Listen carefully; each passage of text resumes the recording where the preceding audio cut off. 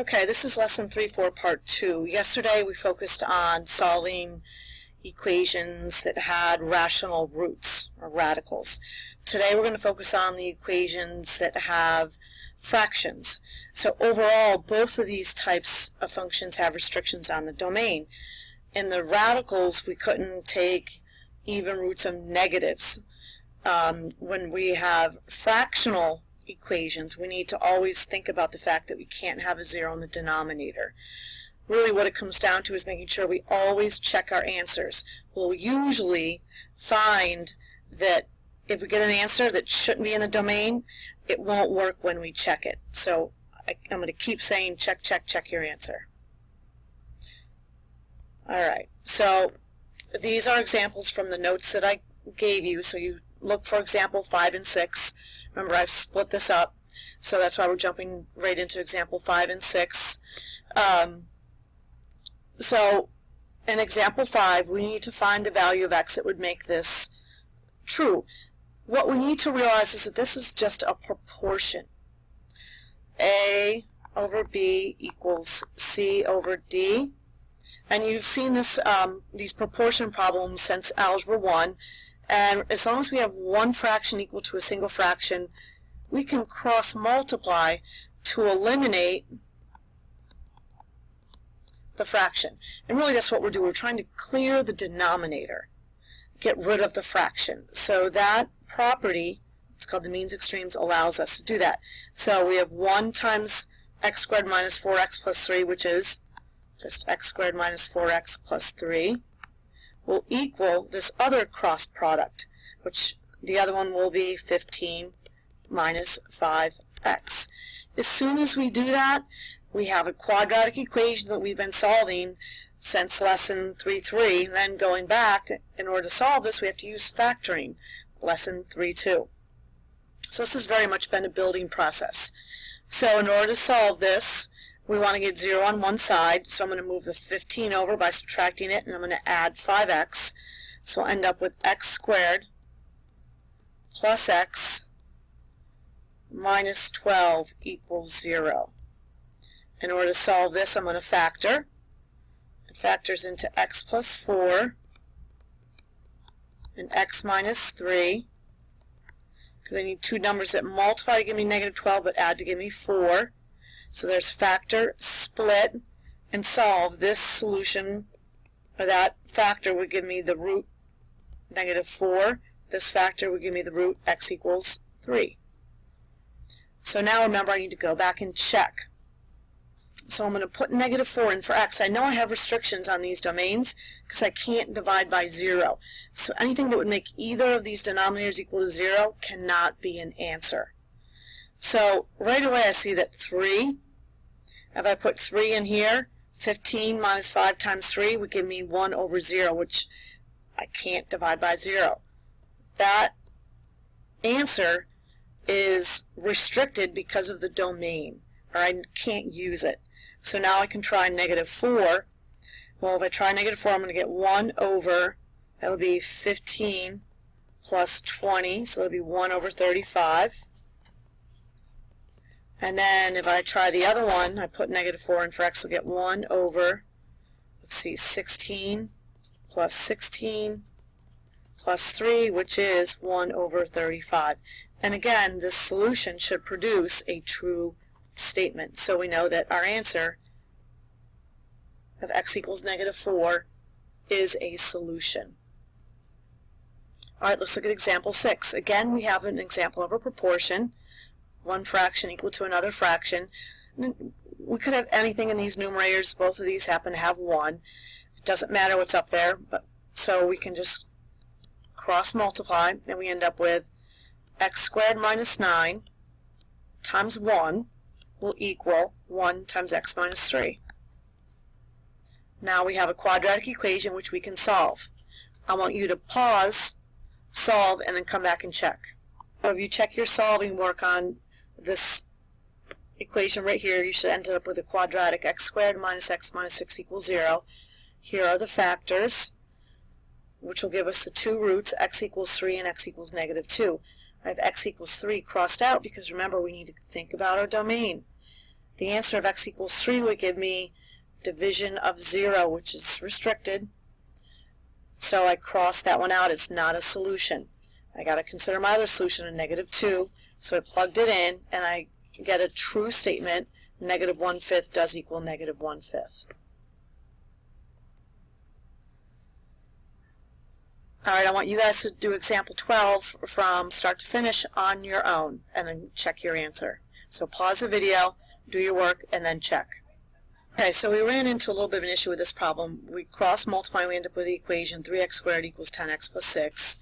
I moved everything on one side, and then I went to try to find the factors and realized it's not factorable. So the other tool to solve this quadratic equation is the quadratic formula that you learned in Algebra 2 and probably Algebra 1 as well. The x equals opposite of b plus or minus square root of b squared minus 4ac all over 2a. Now we have not reviewed this again yet, but that is a tool that you can use to solve this type of an equation. Once we apply the quadratic formula, we end up with our solutions of 3.85 and negative 0.519. Now these are approximations, so when we go back and consider that we have to exclude anything that would make these ratios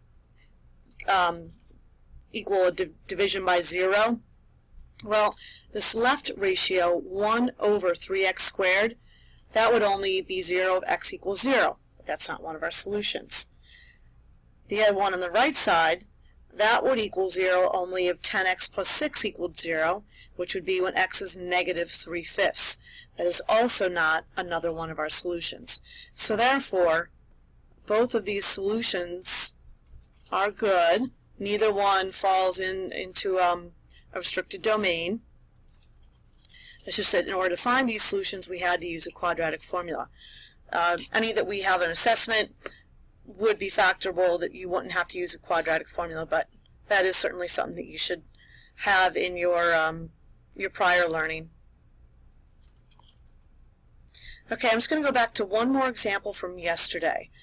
So here we have that radical equation. Just want to review one more problem with this. To undo that cube root, we would cube both sides. So we end up with x to the 4th minus 13x squared plus 44 equals 8. Then in order to solve this, I see that 4th and squared, which follows that x squared and x pattern. So I'm going to subtract the 8, and I get x to the 4th minus 13x squared plus 36 equals 0. And now to solve this, I'm going to factor.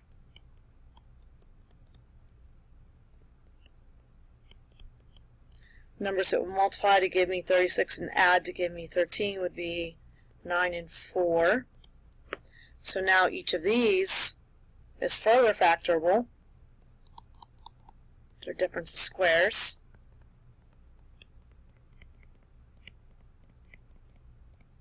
So I come up with 4 solutions, 3, negative 3, 2, and negative 2.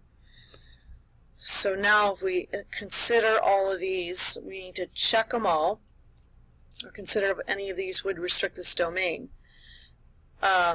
Since this is a cube root, we could have something negative underneath here, but since our answer is positive, we know that a cube root of a positive is the only way we're going to get a positive answer. So each of these must give us some positive quantity underneath that root. Okay, so I went ahead and put each of these 4 values into that expression under the radical, and each of them did give us the value of 8, and cube root of 8 is 2, so they all check, so therefore these are all solutions. Okay, here's one more example that I want to make sure we talked about. Here we have 3 separate fractions. Here we can't use that technique of cross-multiplying because we don't have a single fraction equal to a single fraction. But what we want to do is clear the denominator. So if we take this whole equation and multiply it by the least common multiple of each of these, then we'll eliminate each of these denominators. So we multiply by x plus 2 times x times 5x to each of these, then we'll end up eliminating each of these factors from the denominators. So when I multiply by the first one, it's going to eliminate the x plus 2. So I'm left with 3 times x times 5x minus, when I multiply by the second fraction, I'm going to eliminate that factor of x. So I'm left with x plus 2 times 5x equals, and when I multiply by the last one, I'm going to eliminate the 5x. So I'm left with x plus 2 times x. So now we end up with a quadratic equation that we can solve. So we'll end up with 15x squared. And we got to remember we got to distribute this negative, so it's going to be minus 5x squared minus 10x equals x squared plus 2x. Now we just get all the terms on one side and get it equal to 0, combine like terms, and we can go ahead and solve this. So I'm going to get, here's 10x squared minus 10x equals x squared plus 2x. And I'm going to move up here. I'm going to move all these over here, so I'll have 9x squared. And I'm going to subtract the 2x, then I'll have minus 12x equals 0. Now I'll just factor out a GCF.